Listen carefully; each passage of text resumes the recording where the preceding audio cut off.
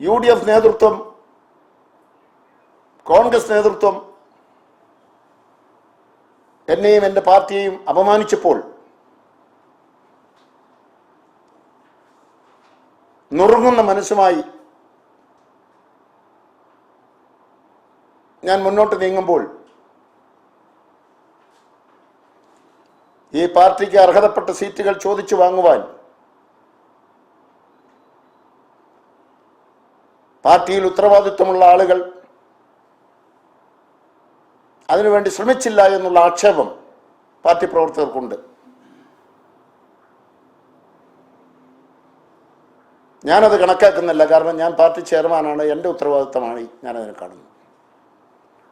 അതുകൊണ്ട് ആ പാർട്ടിക്ക് എല്ലാ നന്മകളും ഉണ്ടാകട്ടെ എന്ന് പ്രാർത്ഥിച്ചുകൊണ്ട് 93 ഡിസംബർ മാസം 16-ാം തീയതി ഞങ്ങൾ 4 MLA-മാർ ചേർന്ന് രൂപം കൊടുത്ത പാർട്ടി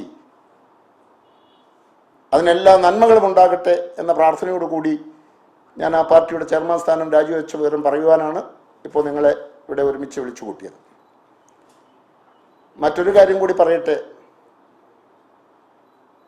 31-ാം തീയതിയാണ് UDF കൺവീനർ എന്നെ ഈ കാര്യങ്ങൾ അറിയിച്ചത് എങ്കിൽ ഇന്ന് 3-ാം തീയതിയാണ്.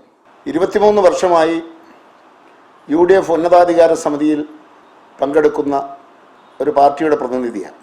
മനസ്സ് വേദനിച്ചുകൊണ്ടാണെങ്കിലും UDF ഉന്നതാധികാര സമിതി അംഗത്വവും UDF-ന്റെ പ്രകടന പത്രിക തയ്യാറാക്കാൻ വേണ്ടിയുള്ള സമിതിയിലെ അംഗത്വവും ഞാൻ രാജിവെക്കുന്നു. ഈ സീറ്റ് ചർച്ചയിൽ പാർട്ടിയുടെ കഴിഞ്ഞ പ്രാവശ്യത്തെ 3 സീറ്റുകളെങ്കിലും വാങ്ങിയെടുക്കാൻ കഴിയാത്തത് പാർട്ടി ചെയർമാൻ എന്നുള്ള നിലയിൽ എൻ്റെ കഴിവ് കുറവും എൻ്റെ പരാജയവുമാണ് എന്നുള്ള ബോധ്യം എനിക്കുണ്ടായിരിക്കുന്നു.